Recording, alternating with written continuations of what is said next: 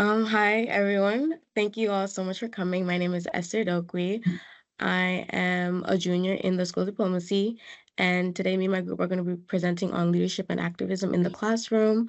I just want to give a chance for my group members to just introduce themselves quickly. My name is Madeline Rowe, and I'll be focusing on the section about modern case studies.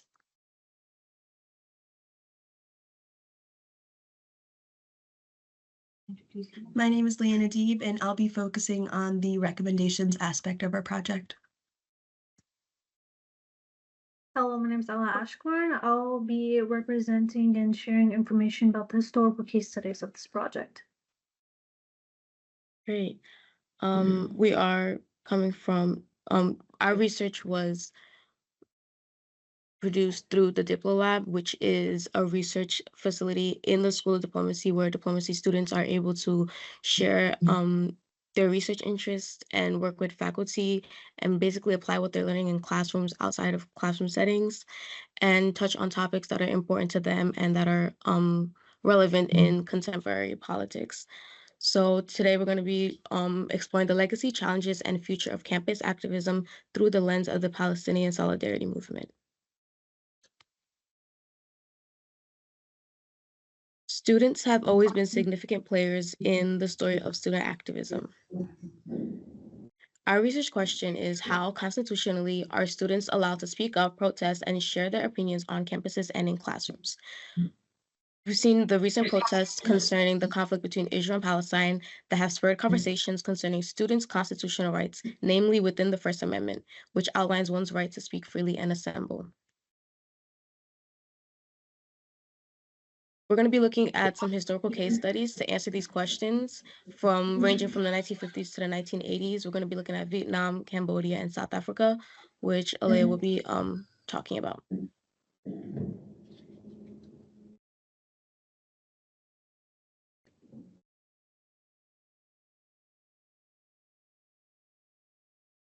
So just to give a little bit of background about Vietnam, after France's withdrawal from the Indochina region in 1954, the U.S., fearing communist expansion under Eisenhower, supported South Vietnam against North Vietnam's communist regime.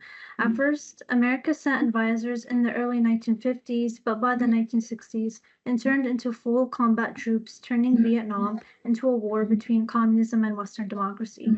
By the 1960s, the Vietnam War would grow unpopular among the American public after U.S. media displayed the atrocities that were happening. It is this time when the student protest movement took off, and the following are just a few notable examples of the student activism that took place during that time.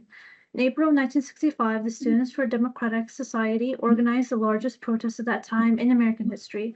15,000 students joined a march in Washington, D.C. towards the Capitol to pressure Congress in ending its involvement in Vietnam.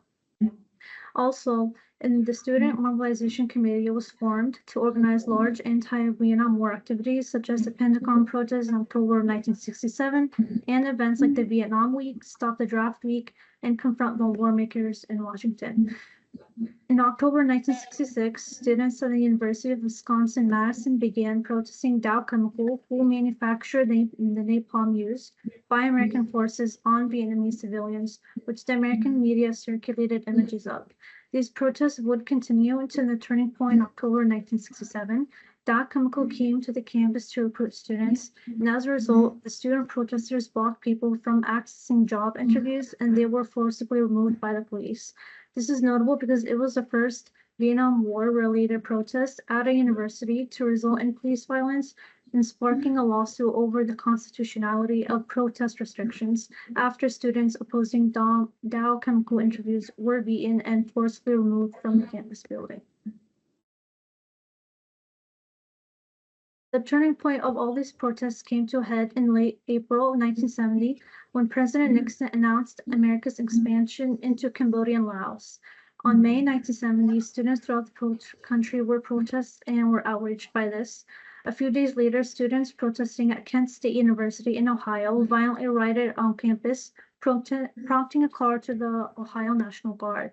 And without warning the students, a unit shot into the crowd of students, killing 4 and injuring 9. This event triggered a nationwide student strike, Many classes were boycotted and canceled, protests, building takeovers, and attacks on OTC facilities ensued. And as a result, a total of 20 universities closed for the rest of the school year. Now, another issue in the same era of the student activism was South Africa. Just for a little bit of context, in 1948, the South African government began enforcing an apartheid system of racial segregation to maintain white supremacy, exploiting black labor while restricting rights to pass laws, segregated housing, and interracial marriage bans. And later, it forcibly removed black populations to rural homelands, stripping citizenship to create a white-dominated state. These homelands would be dubbed as shantytowns. By the late 1960s, global backlash against South Africa grew after the UN threatened to expel them.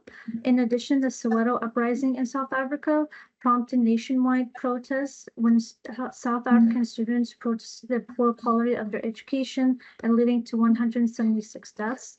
This led to the South African government introducing constitutional reforms about white minority rule, fueling black unrest and inspiring U.S. student anti-apartheid activism.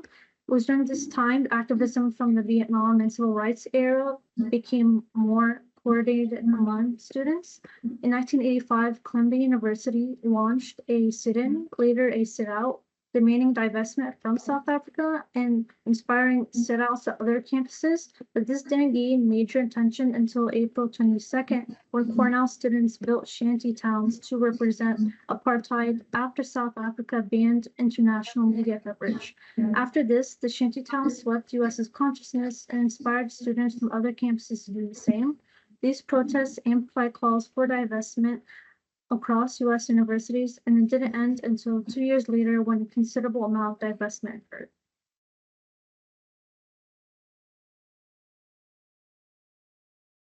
Okay, so now we'll talk a little bit about some modern case studies. So very briefly, I'll talk about the March for Our Lives and Every Town for Gun Safety movement. And in a little bit more depth, I'll talk about the recent protests that have ensued at Columbia University. So March for Our Lives is a recent and impactful series of protests that has become March for Our Lives. This was in response to increasing frequencies of school shootings. These movements have spurred the creation of Every Town for Gun Safety and Students Demand Action. The protests of these students have highlighted a need, and organizations are created to respond and amplify these needs. So now I'll focus a little bit more in depth on another case study at Columbia University. So this is more recently and more pivotal to the aim of this paper, which has occurred at Columbia University. The Columbia student body's protests recently have been aimed at forcing their school to cut all financial ties with Israel and any companies tied with it as well. This is an instance of calling for disinvestment, and this was done in a pro-Palestinian movement. The students involved in the protests most notably pitched tents on the main lawn of the campus, and many other campuses, even beyond Columbia University, saw similar movements occurring within their own grounds. However, the day after the encampment was set up, the New York Police Department officers arrested more than 100 student activists and removed the encampment's access to food and water, and this was a clear breach of the students' constitutional rights. The protests are incredibly organized. A predetermined group of negotiators represents the protesters, with Mahmoud Khalil as the lead negotiator. Adhering to the Trump administration's mass deportation plans, immigration and customs enforcement, or ICE, agents have been increasingly employed. Mahmoud Khalil was the lead negotiator of the Columbia protests, and he was taken into custody by ICE in early March 2025, regardless of his status as a permanent U.S. resident with a green card. A spokesperson for the Department of Homeland Security explained that this arrest was not targeting his citizenship specifically, but rather it was due to Trump's executive orders prohibiting anti-Semitism. His student visa has been threatened, and Khalil has stated, running from a detention facility in Louisiana, that he is a political prisoner. To this end, we have some recommendations about how people can act in accordance to uplifting student activism.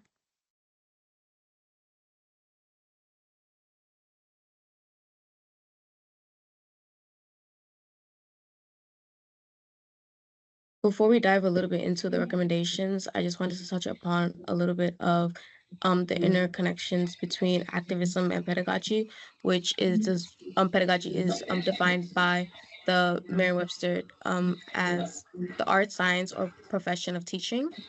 So, activism and pedagogy are increasingly intertwined, especially in today's day and age, as educators aim to foster critical thinking and civic engagement beyond the classroom.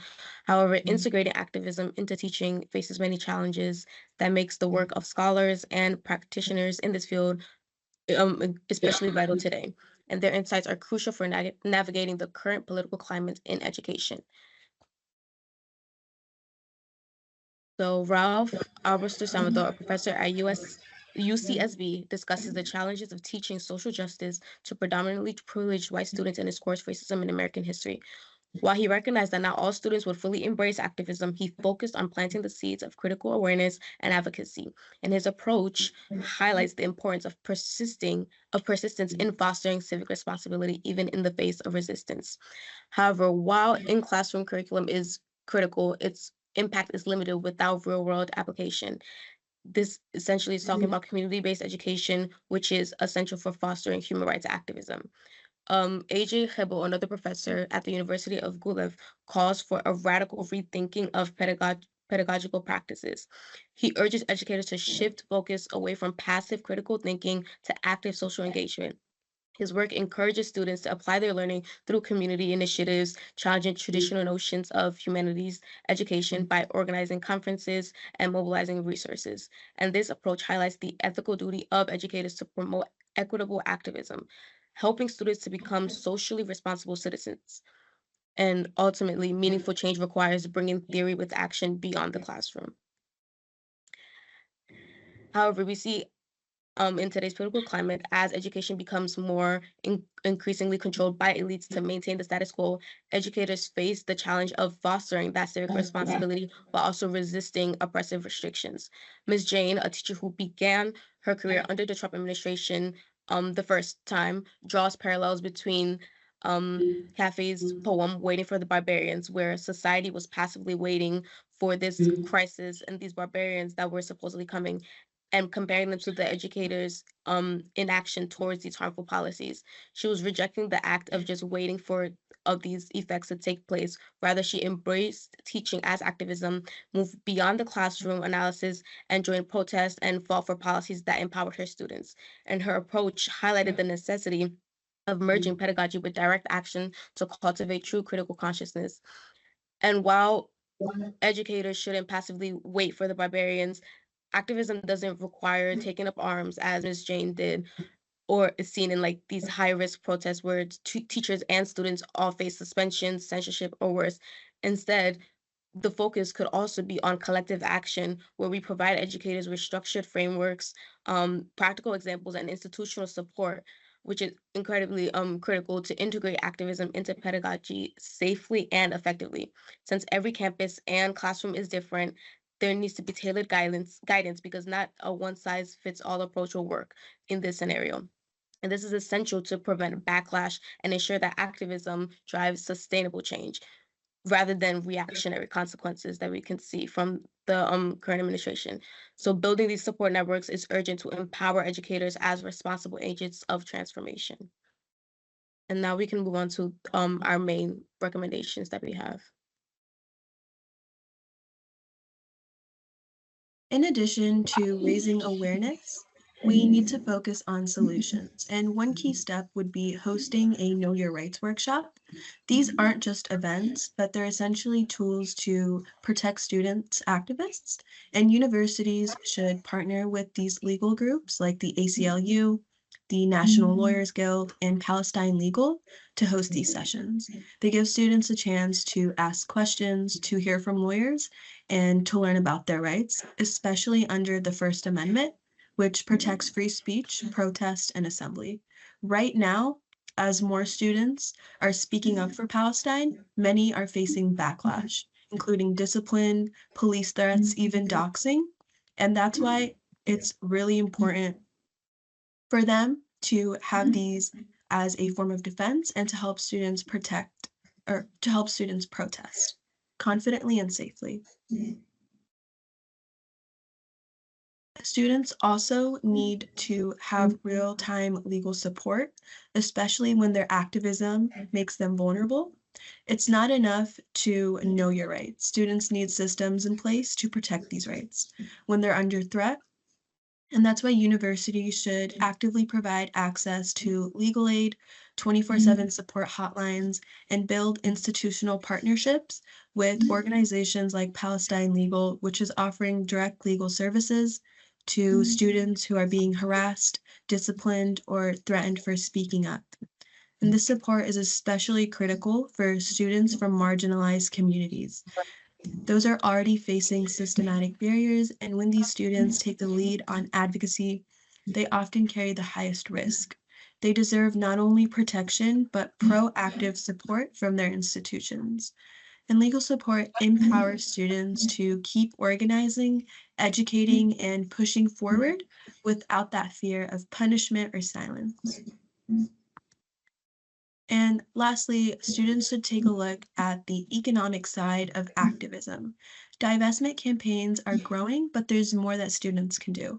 A lot of US tax money and university funds end up supporting the Israeli government, and students can use this information to push for change by checking where their schools invest and by talking directly to donors who have real power. So meeting with them, sharing ethical alternatives, and making the legal and moral case for divestment can really make a big difference. Okay, thank you all so much for listening. We will now open the floor to any questions. Before the questions, I do just want to say thank you first again for everyone who showed up today, but also thank you to Stephen and Michael who really helped with this presentation, also helped with that overall paper, responded to our emails and edited everything. Thank you so much. And also to our late Professor Valeriano, who was actually heading the Diplo Lab this year and who really pushed for us to work on this project. So thank you, everyone. Now we can answer questions.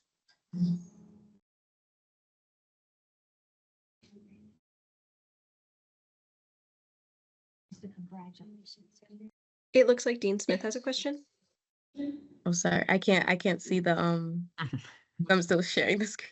Yeah, when you're sharing the screen, it's a pain. Well, I want to congratulate. I don't really have a question. What I have is a compliment. I want to congratulate all of you on a really interesting presentation, a great project.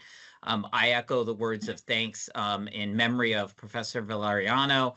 I echo the thanks to Stephen and Michael for the work that they've been doing throughout, but especially for stepping up after the tragic events with our dear colleague. I think your insights and ideas are especially timely. I don't know how much the students have been following the news, but a lot of us, I know some have because I've gotten emails about it. But earlier in the week, a letter was released by the AACU called to constructive engagement. And a number of people had noticed that Seton Hall had not signed that list. And I'm very happy to say, if you go look at it again, we now have. I just found out today that we signed it. And I think the timeliness of your presentation, the fact that our students are passionate about issues like that, helped show the university the importance of getting involved in that process. I think hearing from faculty, those of you who are on the line, I think also helped. And we were hearing from alumni too. So I just want to say thank you to our students who did the project, to the leadership, and to just say I think it's really timely and great that it played a role in helping get Seton Hall on the right side of the letter. So. Thank you so much, Dean Smith. Yes, thank you. Thank you.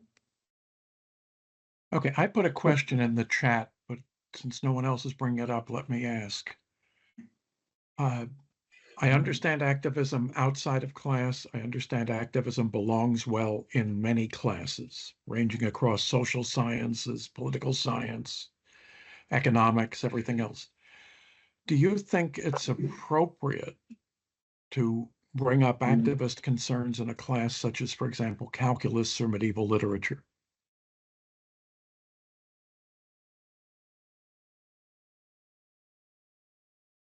I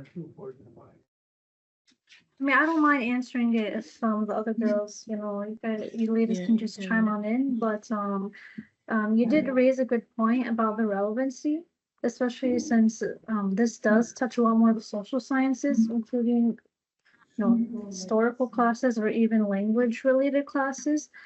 Um, and I would argue that in classes that isn't so much related, like the examples you brought up, such as calculus and medieval literature, it would be best just to either mention it at the beginning or maybe even have the lesson end just a little bit earlier, just to engage the minds in the class. Because while yes, math is important, it is still important to just even have a discussion, even when the topic isn't being discussed in the course at all, just because it's also important not to forget and to pretend like it's not happening.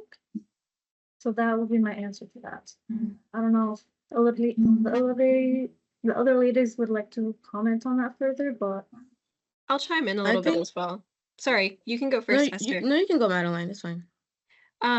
I was going to say I agree with everything that Alea has said, and I also wanted to bring up how sometimes when the concepts don't entirely align, maybe just devoting a section in a syllabus or something like that. We have, little acknowledgments of, if you need mental health services or anything, these are the opportunities and the resources we have for you.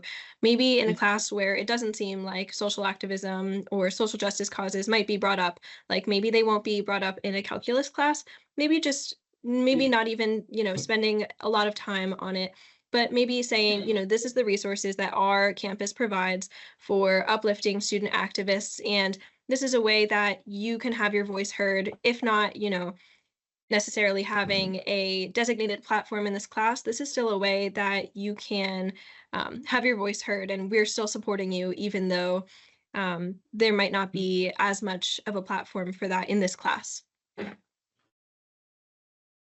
Yeah, Madeline, you said exactly what I was gonna say. basically acknowledge. Yeah, in that I think that's the main scenario. thing. Yeah. Is there anything else in the chat? I can't really Oh, see it. thank you all for your answers. Well thought out. I may not always agree, but that has nothing to do with it. Thank you No, for your thank you. Thank you question. for asking and for hearing our presentation and answer for this. It was lovely. I have a question. So are you planning to implement anything here on campus to start these types of workshops, say, now and over the summer? Sorry, do you mind repeating your question? Are you planning to implement any of these workshops or activities over the summer before the students return or new students come to campus? I think as of right now, there are no plans to actually implement these forums, at least as far as I know. I don't know if any of my other group members do have plans to implement this. Yeah, I would like to add on. I am part of the e-board of the Palestinian Club on campus, and we are utilizing guest speakers and lawyers that can help speak about these issues to students and get their points across.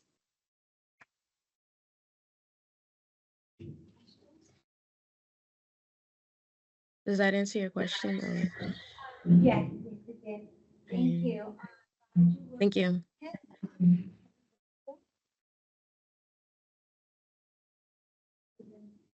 Well, Sean has anything, I guess he next, unless you want to move Demelia up and wait.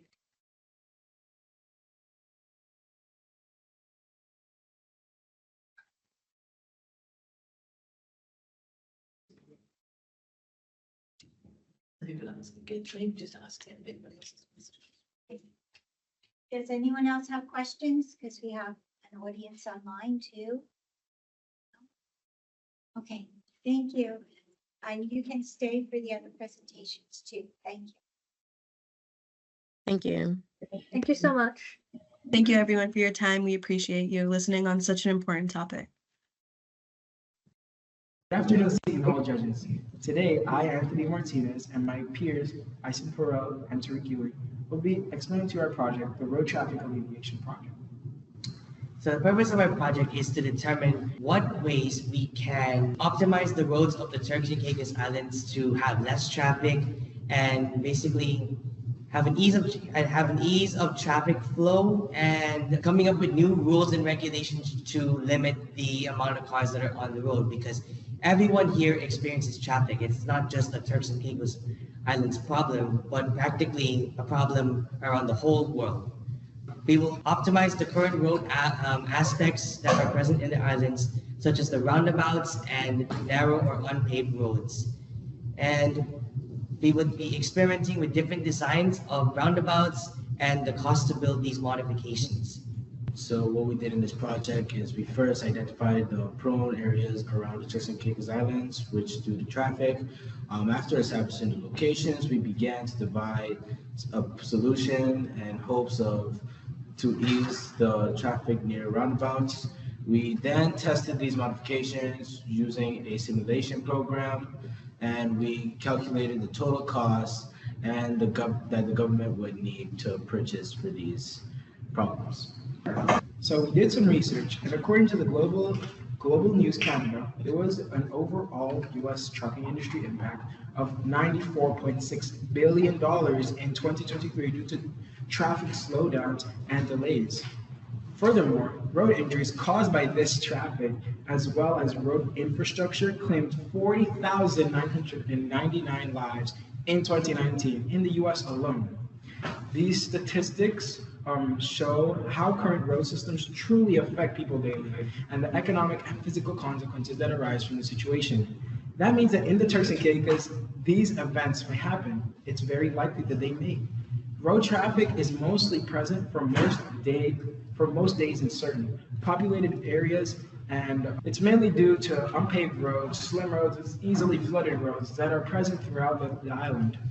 Bumpy roads force drivers to drive slowly, avoid vehicle damage, and as well as for narrow roads to avoid collisions. Flooded roads also present a traffic risk since lanes may be flooded, and drivers are forced to drive on a single lane, which slows down driving. Roundabouts also present a cause for traffic, which basically comes for our solution. It basically produces the solution that we came up with. According to our data, we found that the road traffic that was present near roundabouts were less during weekends than weekdays. For example, the Millennium Highway on Sunday, we calculated that 29 vehicles per minute passed through the roundabout circle in a given period of time. More cars that passed through the roundabout circle meant that there was less traffic, since more vehicles can pass through the roundabout circle to get to their destination, and therefore had less traffic.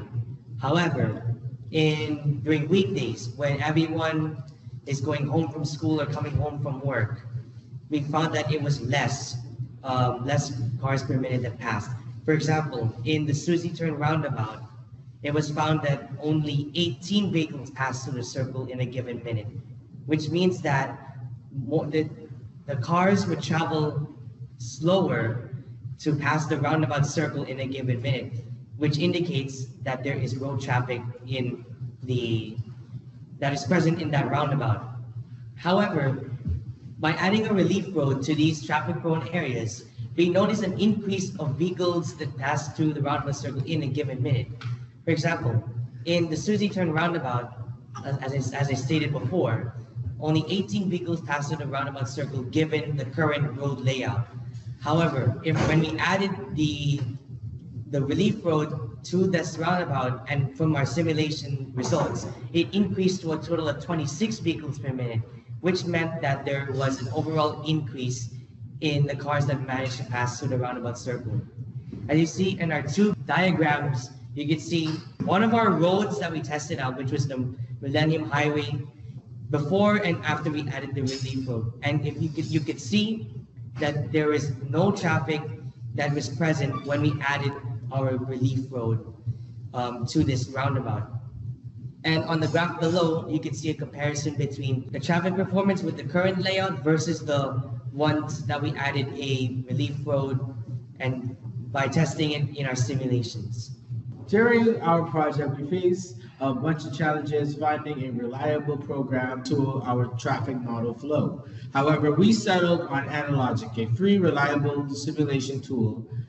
Our data showed that the very rates of vehicles at the roundabout in the Providenciales. On weekends, all roundabouts were found to have a high rate of cars passing through it, including busy areas such as Millennium Highway and Susie Turner. However, the number of cars significantly increased throughout these roundabouts on the weekdays since we recorded our testing on rush hour. In conclusion, our project was successful in demonstrating that relief roads in traffic-prone areas in Providenciales, such as roundabouts, can improve vehicle flow and reduce traffic. Simulations show that relief roads reduce vehicle pileup near roundabouts, allowing quicker movement and higher vehicle rates passing per minute. Unfortunately, we could not simulate the addition of traffic lights as they're more suitable for larger roundabouts with multiple lanes. Adding traffic lights to Providenciales' smaller roundabouts would be impractical and confusing, especially for tourists unfamiliar with the local rules, potentially making navigation even harder, and that's the least of what we want. Roundabout rules should remain in place to maintain the ease of travel. These are our references. Thank you so much for listening to our presentation. If you have any questions, you may do so. Good afternoon. I'm Moira Kendra, and I'm presenting our research on behalf of myself, Karen Grabowski, and Dr. Rong Cheng. The title of our research is Intrinsic and Extrinsic Factors Related to Choosing Healthcare-Related Majors Among First-Year College Students. While we know healthcare professionals are important, there's limited research that has examined how individuals' internal factors such as aspiration and confidence, in addition to external factors combined, are related to a person's healthcare major choice. We use data from the National Center for Education Statistics High School Longitudinal Study from 2009. And we used a multi-nominal logistic regression analysis. The purpose of our study intends to examine how intrinsic and extrinsic attributes are related to freshman students selecting a major in healthcare. Our method. Our outcome variable was a choice of major measured by three main categories. The first, healthcare, the second, STEM, and the third was a non-STEM major. With healthcare as a reference, we included demographic characteristics, intrinsic factors, and extrinsic factors.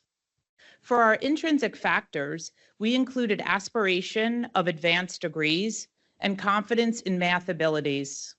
For our extrinsic factors, we use financial aid received, participation in intensive counseling or advising, and enrollment in 4 years of math during high school. We then conducted a multi-nominal logistic regression to evaluate the predictive nature of our intrinsic and extrinsic factors. Our results indicated that academic aspiration was significantly related to choice of major. Students who had higher aims of degree aspiration were more likely to choose a healthcare-related major. Choice of healthcare was predicted by 1, being female, and 2, 4 years of math in high school. There was decreased choice of healthcare major in students who had a higher socioeconomic status.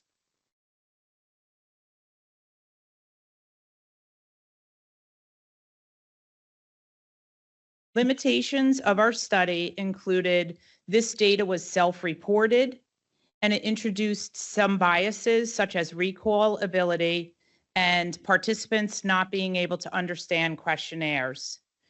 There was also the possibility of missing data and non-response, which we removed from our analysis.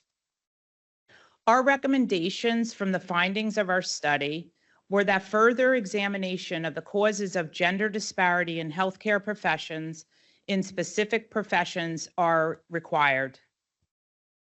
We also recommend that policies that endorse exposure and pipeline programs that effectively recruit male students into health professionals should be examined. And we want programs to target male high school students so that they choose healthcare related majors. Students who self-identify as Black are at significantly higher relative risk for choice of a healthcare related major, and further exploration of the cause of this phenomenon is required.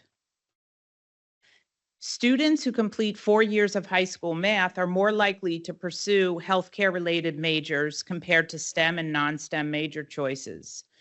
And our recommendations are that policies that offer specialized tracks and curriculum that emphasize math and science can increase students' commitments to a healthcare related major.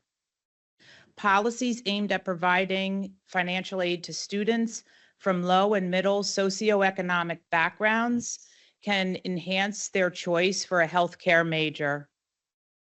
We can provide exposure to healthcare majors for these students and aggressive guidance on selecting healthcare majors when they are in high school. Thank you very much for your time.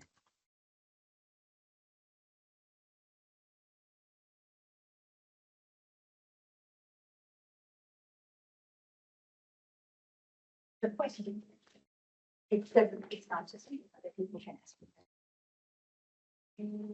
Thank you, Moira, for that interesting presentation. Here at Seton Hall, we get many students who enter the university with the idea that they want to be pre-med. Many do not meet the standards to go on in that particular pursuit of profession. Do you have any suggestions on how to promote other healthcare related fields while the students are still in high school? Yes, so what we found in our study was that aggressive counseling at the high school level for all healthcare related fields can be very effective because not everybody can meet the requirements for medical school entrance. But there's so many other healthcare related majors that students can choose, and an effective counselor in high school can really make a difference in a student selecting a specific healthcare related major that they can do for the rest of their life, such as being a nurse, being a speech pathologist, being a physical therapist, and being an occupational therapist are several of the programs that Seton Hall offers and that students should be exposed to. And are these jobs in hospitals, professional settings, home care? Yes, so all of them. Thank you. That's a great question. So healthcare related fields such as being a physical therapist, for example, you can be a physical therapist in the acute care setting in a hospital, but you can also do physical therapy in a patient's home. So there's a wide range of job opportunities for physical therapists, nurses, occupational therapists in the acute care setting, in the home, and even in nursing homes and long-term care facilities. We're using these students who choose healthcare related majors and then go on into that profession. Do we offer certification as well as programs that give you a bachelor's degree? So Seton Hall has an acute care nurse practitioner program, and upon their graduation, they sit for a certification exam, and then they can work in a hospital once they graduate. But the key here is to try to increase students from lower socioeconomic status based on our results and expose them to healthcare related fields so that they can have a very good career in healthcare related professions. And based on that information, is there scholarship grant opportunities to help pay the tuition fees for these fields? Yes, so Seton Hall offers scholarships to students who enter health-related majors. And also many universities offer these students graduate assistant positions, which can help them get advanced degrees in health-related majors, which is key because finances can be very challenging for all students. Any other questions? Well, thank you, Moira. Okay, thank you so much for having us. My name is Yewolda Serrano. The Amelia. No. They record directly from the screen. My name is Yewolda Serrano. The Amelia Martin. And my name is Kara Jackson, and today we will be presenting to you our project, Harnessing Wave Energy. The procedure for our project is to cut a clear PVC hose at a length of 5 inches and to test to see if the magnet would fit through the clear PVC hose without friction. Then we wrap the magnetic wire around the clear PVC hose and thus at least 3 feet of wire out so that we can measure the electricity generated from our project. We then inserted a fishing line through the magnet and tied it at a length of 4 inches. We then poked holes on either sides of the bottom of the clear PVC hose to allow the fishing line to pass through it. We hooked a paper clip to the fishing line and used hot glue to secure it. We then inserted the remaining fishing line through the fishing floats and tied it securely. We then wrapped the fishing line around the waist and secured it to the clear PVC hose. We then used sandpaper to remove the magnetic coat from the wire, and then we attached the wire to the multimeter probe to then conduct our experiment. The purpose of our project investigates the potential of wave energy as a sustainable solution for electricity generation along the coastal areas. Wave energy, derived from kinetic and potential energy, offers a promising renewable resource that can contribute significantly to global energy needs. Unlike other forms of marine life-based energy, such as tidal wave or underwater turbine system, wave energy has minimal environmental impact and poses a reduced risk to marine ecosystems. Additionally, it generates no harmful emissions, can be adapted to meet specific regional energy demands, and provides the added benefit of coastal protection by reducing wave intensity. These features make wave energy environmentally friendly and growing demand for clean and reliable energy. The project focuses on developing a device capable of harnessing the vertical motion of waves through a wave energy converter. During our research, we discovered that burning fossil fuels is an example of a non-beneficial energy source. This is because fossil fuels not only emit greenhouse gases, but it also causes immense heat on the Earth, which results in global warming. According to the National Geographic, 80% of the population relies on fossil fuels as their main source of energy. Unlike fossil fuels, wave energy is an environmentally friendly way to conduct electricity. Wave energy occurs when wind blows across the ocean and it moves the water molecules on its surface to cause waves and ripples. Wave energy converters, or WECs, are devices that use wave energy to power generators and produce electricity. This is a more efficient way of producing energy rather than fossil fuels because this causes absolutely no damage to the environment. While wind and solar energy are unpredictable, waves are reliably frequent and harbor more energy than other renewable sources.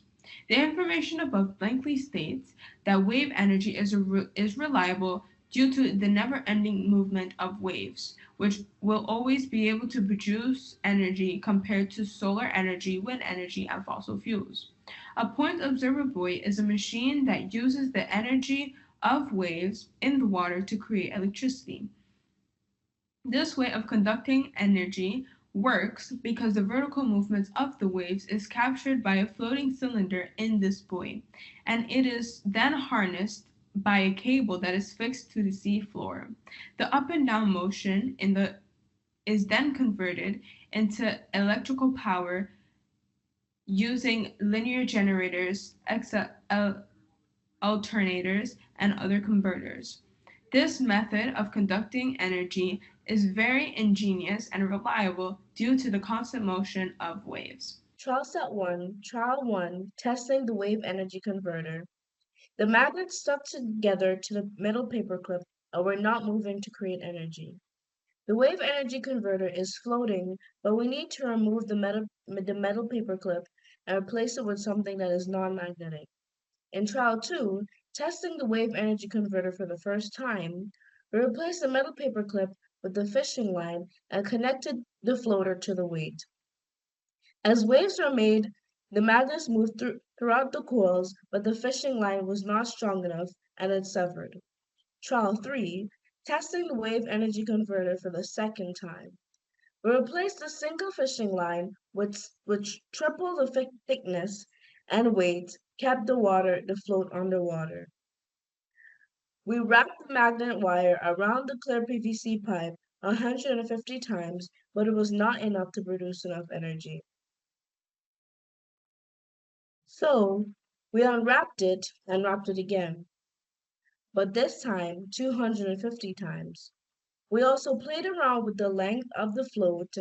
The more magnets pass through the magnet wire, the lower the float, the less magnets pass through the magnet wire. We found the perfect length between the float and the magnets. In trial 4, testing the wave energy converter for the third time. We tried using the multimeter with batteries to make sure it works. After we were sure that it worked, we connected them with the probes to the magnetic wire and passed the magnets through the magnet wire by hand. No voltage was measured. We tried again and found another way to make it work.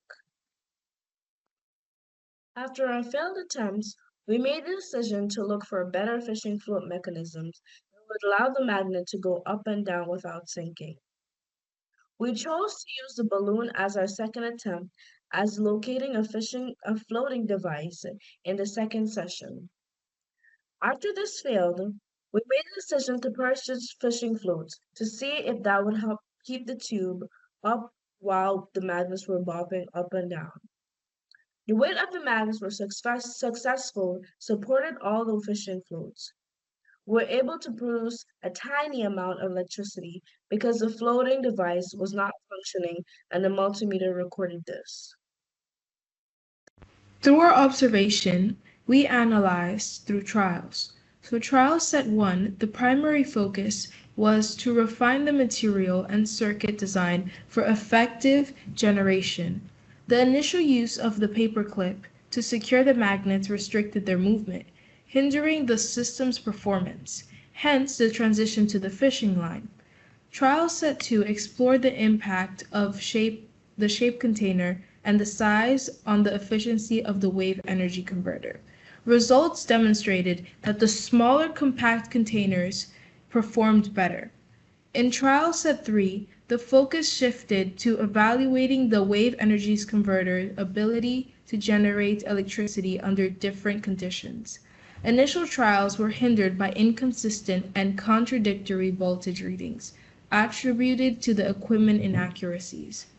The weight of the magnets was successfully supported by all of the fishing floats.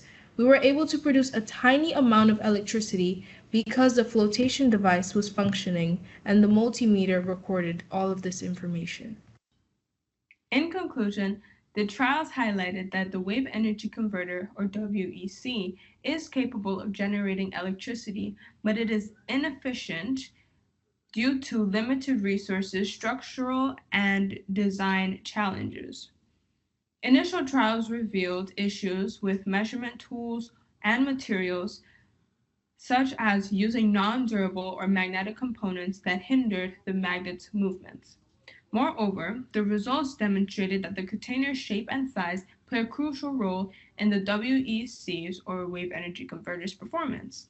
Small, narrower containers produce higher electricity outputs compared to larger containers, which require stronger waves to move the magnets efficiently.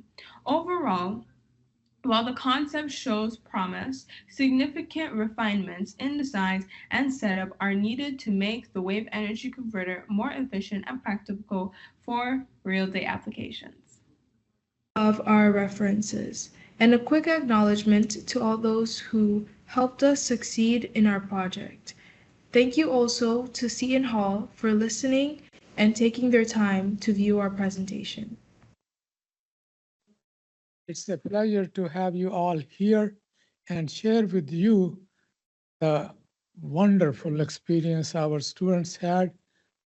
In fact, over last from 2009 until now. So for this year, it was our 14th visit to India with students called Doing Business in India.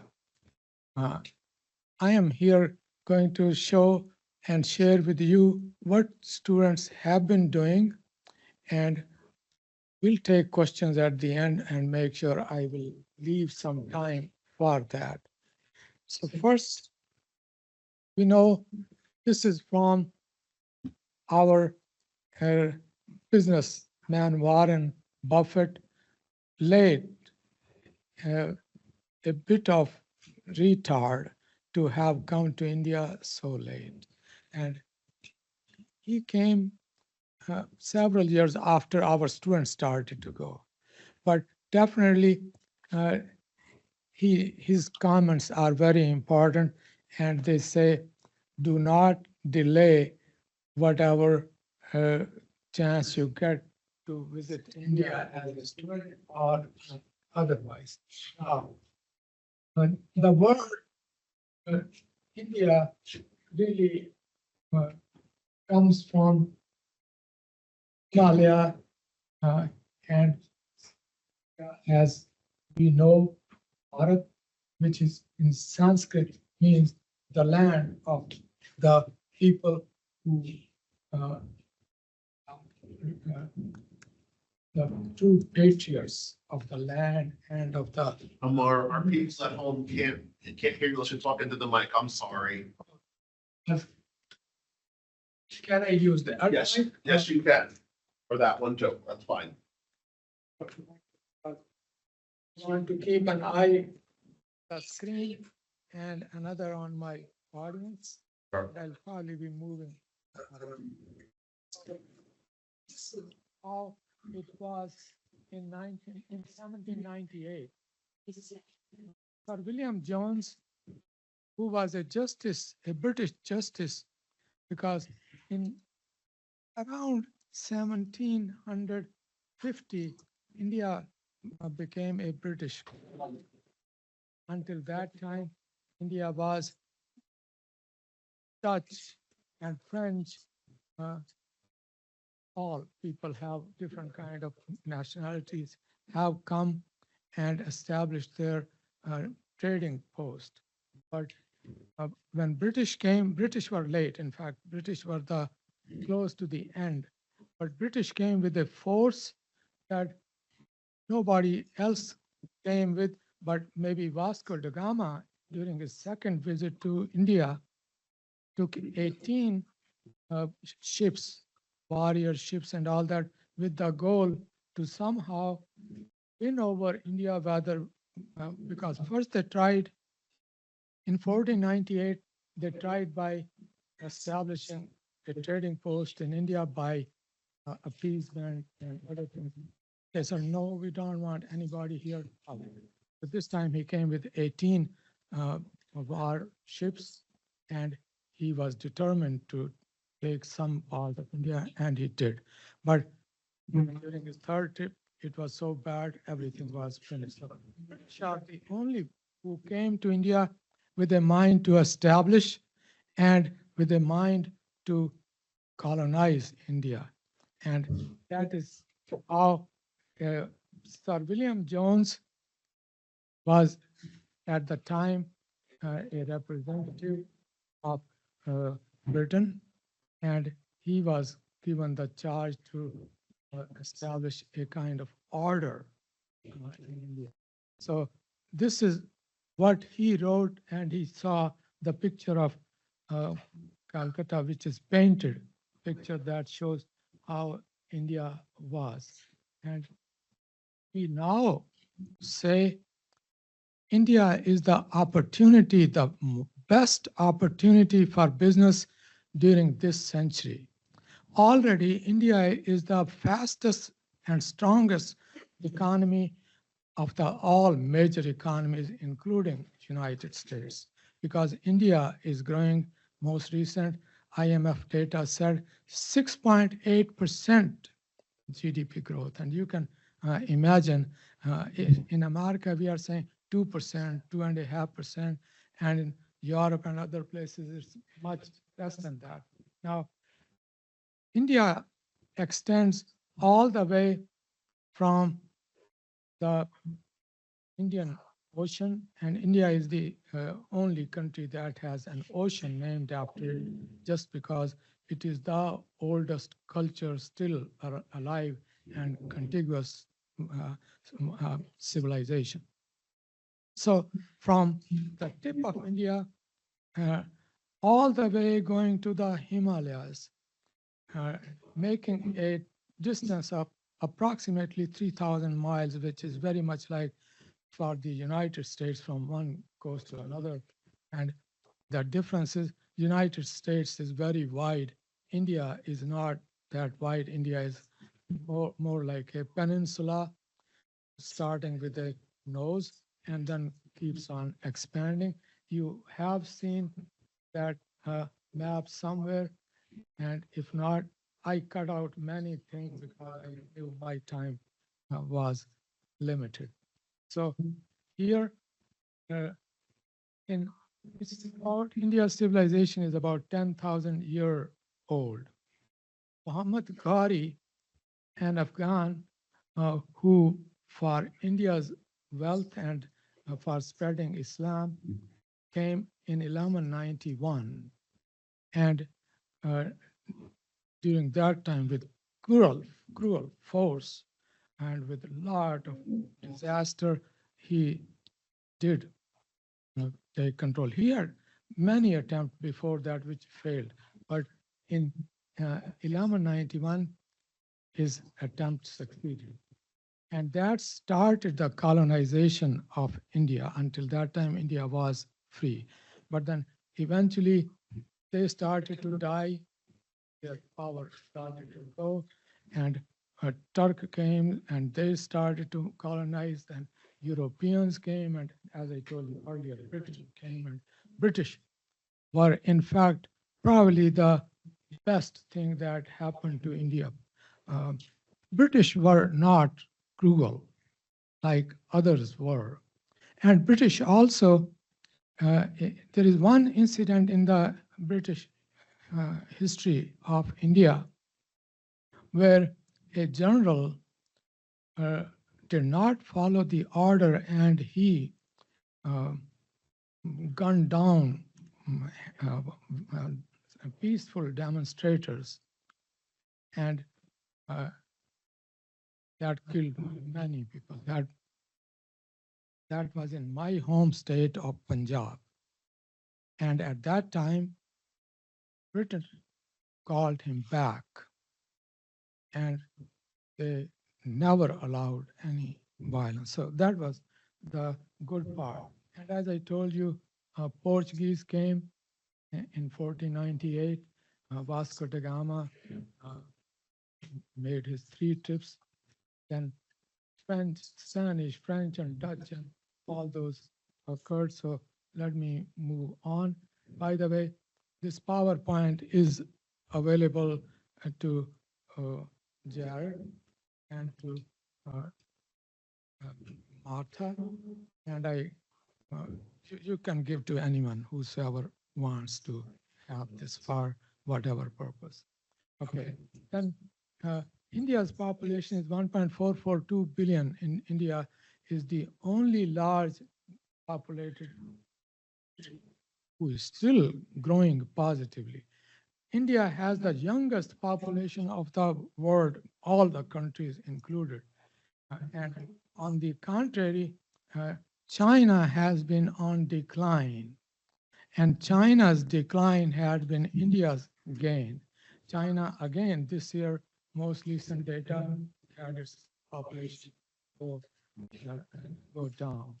And India also from the past, India was a very advanced society. They only pursued one thing, peace. And they did not want in any way their people to go abroad and occupy land and crush and kill people and others. So they stayed home and tried to establish everything in home. Now, this is Max Muller. I'm sure most of you know.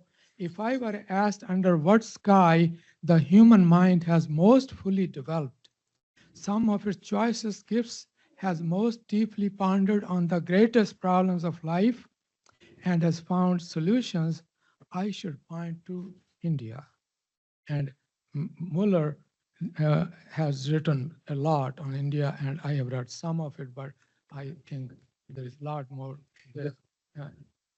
India came from Indus. Indus River is in the north of India. It is the longest, runs along there. In people who lived around there, they were called Sindhu River. Sindhu was the name, Indian name or Sanskrit name of Indus River. So, I mean, Egyptians, the old pharaohs and all that, they somehow could not pronounce word sa. So they couldn't say Sindhu. And they end up saying Hindu, Hindu, Hindu. And that is how people who lived in that area got the name Hindu. But now with AI, a lot of past is being dug from and then being interconnected. And the most name they found common in the very ancient civilizations for Hindus was more like Sebastian, a word differently from that.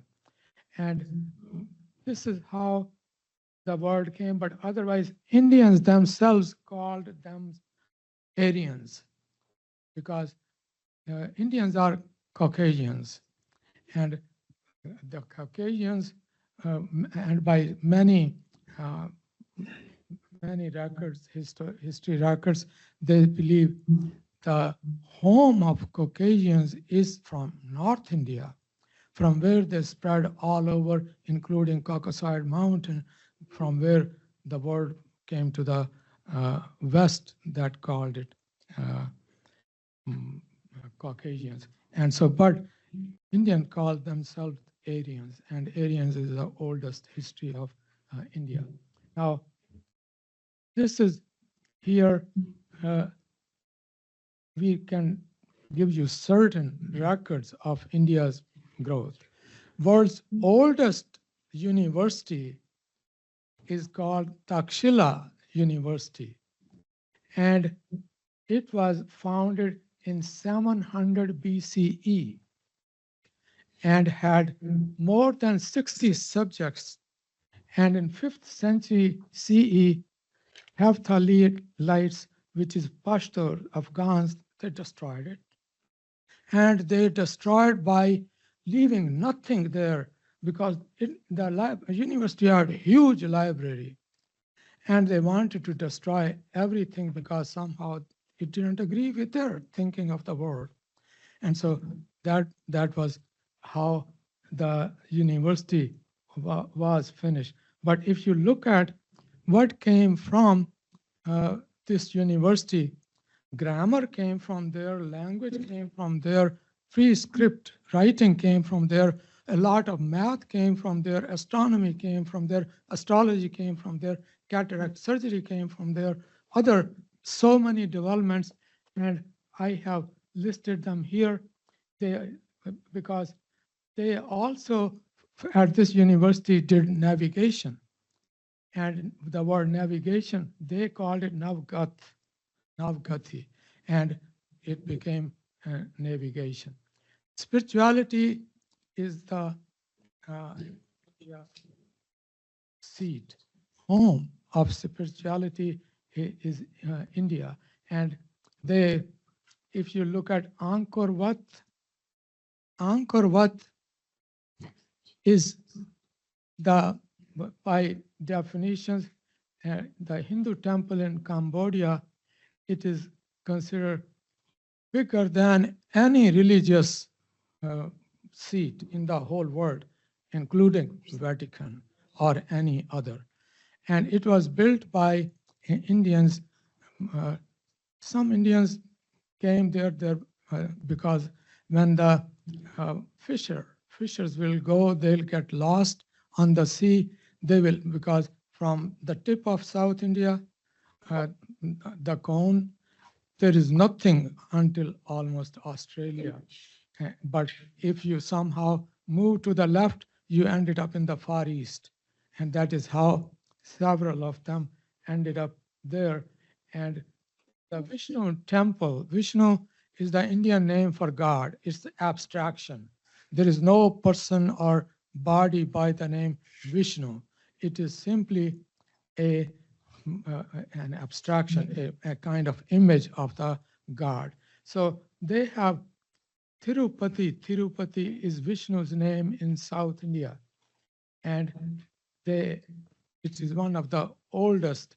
It is larger than either Rome or Mecca.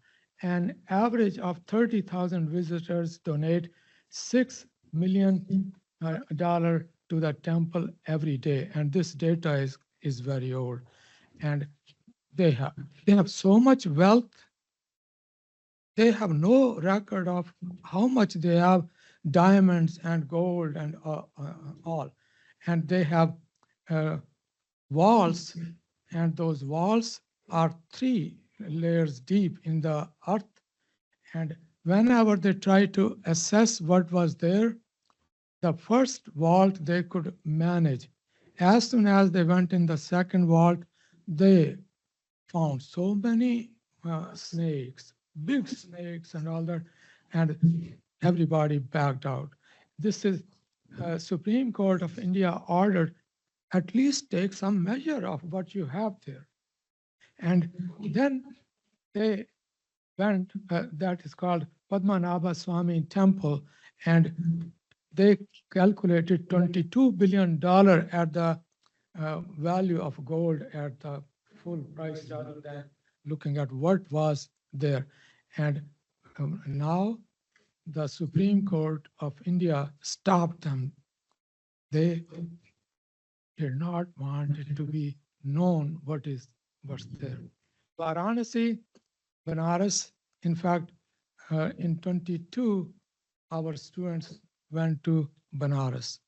They voted. We make 3 cities in every one of our visit. Mumbai, which is the capital, business capital, entertainment capital, equivalent to like New York plus more, because New York doesn't have that much manufacturing. Mumbai does.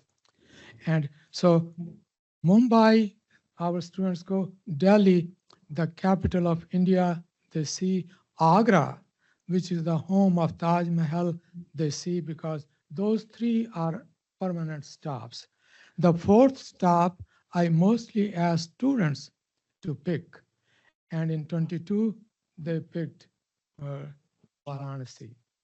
And Varanasi is India's religious center, the oldest religious center. I asked students, why do you want to go to Varanasi? And they said, because and I tell students, go on the internet and try to understand and then make up your mind and vote. They voted Varanasi. I said, and there were 2 people who did not agree. I said, either you have to make them agree, or we find some other city. Then I gave them 1 week. The next week when we met for the class, they again voted. This time, 1 person voted against. Everybody else voted for Varanasi. Then I asked, you still have opposition here? They agreed because they all did conversing to this person who was no sayer. He changed his mind. I said, okay, you will go to Varanasi. And Varanasi is also the place where Buddha gave his first sermon, and that is in the 4th century BCE. And the huge stupa where he gave his first sermon is protected, and they wanted to see that as well. So then this is Hu Shi, former ambassador of China to USA. This is what he said. India conquered and dominated China culturally for 20 centuries without ever having to send a single soldier across. That is Indian character. And in the 4th century BCE, when Buddha passed away, a king of the central India called Ashoka the Great, he started to spread the word of Buddha. And during that time onward, they started to cut in the mountains the statues of Buddha, huge mountain. As you keep going in through the Himalayas, you will find Buddha statues are cut out there. And they were destroyed by many. And in some cases, because they are cut out of mountains, big rocks, they were damaged. And that happened about maybe 60, 70 years ago.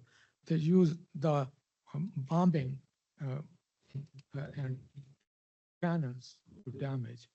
It was barely destroyed. Then finally, nobody came forward to fix it. At that time, Germany said Germany will take care of that. These are some of the pictures and some of the most recent pictures I pulled out from How they're experiencing now? Students have to present. All right, come on. The time already. Come here. Okay. How much time does she have? Oh, we're 5 minutes over time already.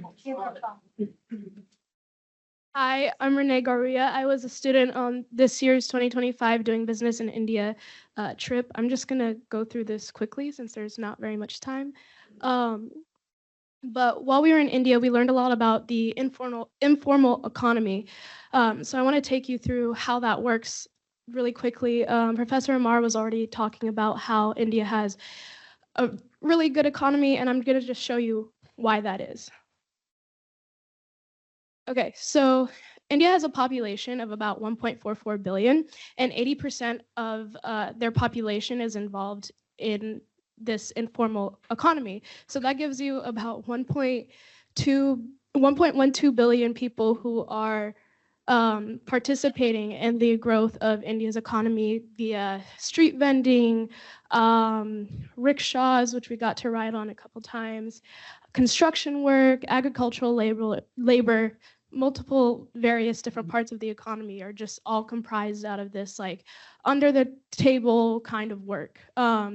It doesn't have very much taxation, and it can often lead to you having more financial stability than like a general 9 to 5 would, because it's very difficult for you to get a job as like a general 9 to 5 in India. You have to have very very good credentials. It's like basically have to have the best resume ever. Some challenges of having this informal economy is that there is not very much security for the people that are working within it. So if there was like a drought and you're working as a agricultural worker, there's no security that you're going to have any income from your job, because it's like it's based off of what you can do. Also, there's times when, since it's not taxed, you can have police officers come up to you, and it's like, if you want to keep your business running, you kind of have to give a little bit of a bribe to keep them off of your back. Or someone else can just buy you out like really quickly and push you completely out of the market. There's often not great precarious. It's not great working conditions. They're very precarious, and there's little access to like formal resources, pay protection. Like you could give someone a ride in a rickshaw, and it's not guaranteed that they're going to pay you or not. And then here's a couple pictures from while we were there. He talked about we went to Agra, so there's the Taj Mahal, obviously, and then also these are all the guys on our trip with our guide, and that was at one of the temples that Professor Amar was just talking about. And then that flower garden was at the Red Fort in Agra, which is another historical location that we visited. Thank you.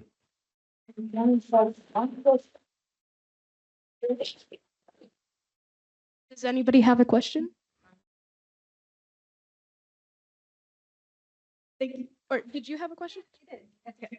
So what was the main thing you took from your study or from the student experience that might shift your perspective as you think of other places' economies and your engagement with it?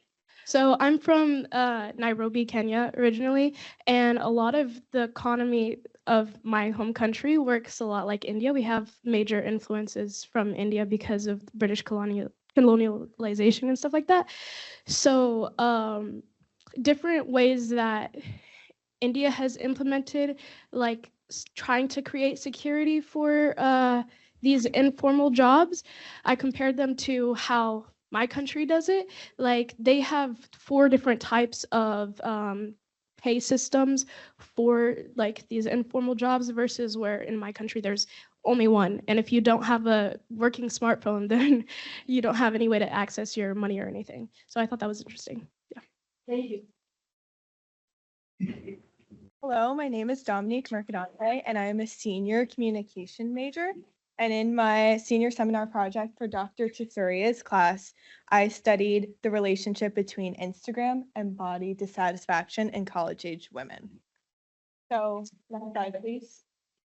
So my research question was, does Instagram cause body dissatisfaction in college-age women? I'm gonna need the next slide, please, sorry. Next one. Okay, there we go. So women have a perception of how they feel their body should look influenced by the content they see on Instagram. High Instagram usage, according to Bessanoff and Cohen, causes body dissatisfaction resulting in comparison, low self-esteem, and the pressure to fit the thin ideal. According to Durkin, when women view pictures on Instagram, there is an increase in the internalization of the thin ideal, leading to body comparison tendency. And so previous research on body dissatisfaction was conducted using traditional forms of media, such as magazines, television, and music videos. This research by Farduli found that exposure to the thin ideal is associated with more negative talk, negative body image, among girls and women. So then on social media today, I'm sure many of us see that there's highly edited pictures online, and this in turn has resulted in the body positive movement, where there's influencers who specifically promote what real bodies look like, since the perception has been kind of warped by those celebrities and influencers who tend to edit their pictures. Can I have the next slide? Next one. Sorry, next one. Okay.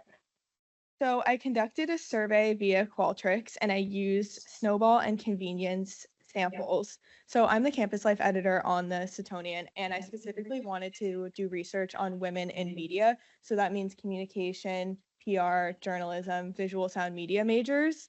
And so I sent my survey to all the women on my section, and then I reached out to the sports, news, and photography editors to send out the survey to their sections as well. The news editor is also part of PRSA, so that's the Public Relations Student Society of America, and she sent the survey out to the women on PRSSA. And then to get more survey respondents, I also sent emails to professors. So for journalism, I sent emails to Dr. Pressman and Dr. Nyberg, and they sent the survey out to their students. And then I also reached out to Professor Orenberger Hopkins, who is a communications professor, and he also sent the survey to his students. 2 of the professors I reached out to did not respond to my request, so I just went off of what I had. and I conducted the survey between March 11th and March 28th, 2025. So what's important is to implement ethics into your study. So I implemented autonomy. So their rights, values, and decisions were respected, and they were notified of what the survey was about, and informed consent was used. So they had the choice to answer the survey. Next slide, please. So I asked a total of 15 questions. I received 34 fully completed surveys, and then but I had 39 total participants. Next. All right. So a theory that I played into my research is the self-discrepancy theory, and it connects to body image.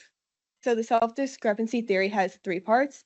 The actual self, according to Higgins, is your representation of the attributes that someone, yourself, or another believes you actually possess. The ideal self is your representation of the attributes that someone, yourself, or another would like you ideally to possess. And the ought self is your representation of the attributes that someone, yourself, or another believes that you should or ought to possess. The theory has to do with women thinking what they should look like versus how they actually look, whether influenced by Instagram or culture, society, or media in general. So a high self-discrepancy, according to Besanoff, leads to body dissatisfaction and negative mood, which leads to high levels of body comparison. All right, so I first started by asking questions about demographics to assess the ages, races of the women who participated. So 91% of participants were between 18 and 21 years old, and 5.9% were between 22 and 25 years old. 6.2% of the respondents were white, 2.9% identified as Black/African American, 5.8% preferred not to answer, 23.5% responded other, and 2.9% responded Asian. There were no responses from American Indian/Native Alaskan and Native Hawaiian/other Pacific Islander. So then I asked questions assessing body image and how women feel about their body, but without mentioning Instagram. So these dealt with how you feel about your body/self-esteem to establish the relationship. And so 44% said they felt neutral about their body overall. 20.5% said that they were satisfied. 8.8% said that they are very satisfied. 23.5% said that they are dissatisfied with their body. And then I asked another question following that one about self-esteem. 47% felt neutral. 41% felt high self-esteem. 5.9% said they have low self-esteem. 2.9% said that they had very low self-esteem, but none had very high self-esteem. So it is significant that most women reported having neutral self-esteem because it shows that participants can't say if they have a high or low self-esteem. So they might not have the tools to assess their own self-esteem, and it's easier to just say that they are in the middle. So it is significant that a lot of women reported high self-esteem in this question because it indicates a move in a positive direction. So the content maybe that they're viewing online has a positive impact on them, or maybe they found ways to accept their body or improve it so that they feel comfortable with themselves. So then in this section, I also presented the first open-ended question, which is if participants could change one thing about their body, what specifically would it be? Only 58% of the survey respondents answered this question, and 14 participants chose not to. That could be because they're fine with their body, or maybe they just didn't know how to respond to this question. So the responses I received back were in 5 particular areas of the body. So they pointed towards stomach, a smaller waist, being fit/toned, their weight/being skinnier, and breasts. So from this, it's obvious that they adhere to traditional feminine body images. So participants would maybe prefer to be small and feminine. Traditional media, culture, and body standards obviously still play a huge role in how women feel about their bodies. So then I asked questions revolving around Instagram. And so this was the establishment between Instagram and body image. So first I need to figure out if they were Instagram users, and 97% said that they are Instagram users. And the mean amount of hours spent on Instagram is 4, the minimum was 0, and the maximum was 8. So according to Couture Boo, frequent Instagram use causes focusing on certain visual aspects of your body. Participants reported that neutral/high self-esteem and body image and the number of hours doesn't correlate with how they feel. So the amount of time on Instagram, society, most of our life and society, it revolves around social media. So it can be assumed that they are consuming content that is not related to their body image. So then the final, next slide, please. I'm sorry. The final question I asked was what they think the relationship between, I asked participants how they felt about their body after Instagram. So I'm trying to establish the relationship between these two things. 5.8% said they felt good, 30 felt very good, sorry. 32% felt good, 38% felt neutral, 17.6% said they felt bad, and 2.9% said they felt very bad. So participants felt neutral or satisfied about their body, and they had a neutral or high self-esteem. Participants were not affected by the content they saw after using Instagram. And so in a study by Brown and Tigman, the participants measured their body satisfaction before being shown images of attractive celebrities and peers. My study was a survey, so women were not shown images of attractive celebrities and peers, and they were only asked to measure how they feel about their body / self-esteem without viewing pictures from Instagram. So this means that their self-esteem / body confidence was probably not impacted because they were not using Instagram while they were responding to survey questions. I then got into questions about celebrities, peers, and influencers. So 91% of participants said they follow celebrities and influencers, and 5.8% said that they don't. 97% follow friends and classmates on Instagram. So when women use Instagram, they mainly follow friends, classmates, celebrities, and influencers. And then I went into questions about how these accounts may affect their body image. So if they compare their body to peers, influencers, and celebrities. 14.7% that they do compare their bodies to peers, influencers, and celebrities very often, 35% often, 29% on occasion, and 11.7% said they hardly do, and 5.9% said that they never do. According to a study by Brown and Tigman, exposure to attractive celebrities or peers caused a negative mood in participants due to state appearance comparison and social comparison theory. And they concluded that these images can be very harmful to a woman's body image. But the results of their study is somewhat inconsistent with mine. The frequent exposure to media content from my study does not largely impact women. It could indicate that women realize that what they see online is typically idealized, and body positive and body improvement Instagram accounts kind of help with that. So then I asked a question about if they follow body positive influencers or body improvement accounts, because those seem to be trendy in this day and age. So 32% said that they follow body positive Instagram accounts, while 64% said that they don't. 53% follow Instagram accounts that focus on body improvement, while 44% don't. And according to Ferguson, seeking people who look similar to you, living in, enjoying and celebrating their bodies can help you feel more confident doing the same. So women, it can be assumed that follow body positive Instagram accounts seek to become more comfortable with their body. Those who follow improvement accounts want to improve their body. And then I asked participants, final question was what they thought the relationship was between Instagram and body standards, because I wanted to hear directly from them what they thought it was. So responses were sectioned out into broader themes. So image focus / visual standards, algorithm comparability, comments, and body positivity. Image focus / visual standard responses focused on how celebrities and peers post images that they look best in.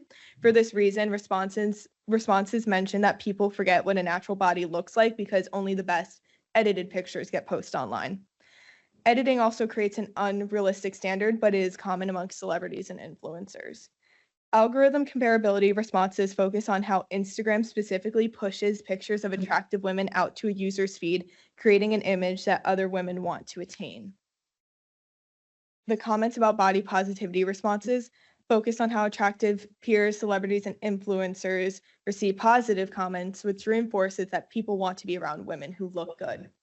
And negative comments on posts like these are, like, you see negative comments, especially if a celebrity or an influencer or a peer does not reach the body standard. So that has been very common. Next slide. All right.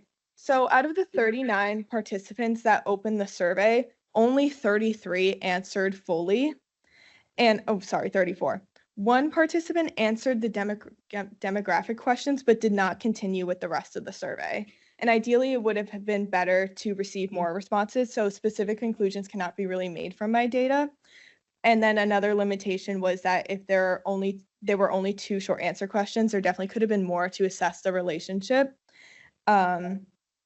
Also, I asked demographic questions, especially about race, but I did not tie it well into the survey because I didn't ask how race influences body image and how race and body image interplay, because every culture, every race, body image is viewed a little bit differently. So I could have done that.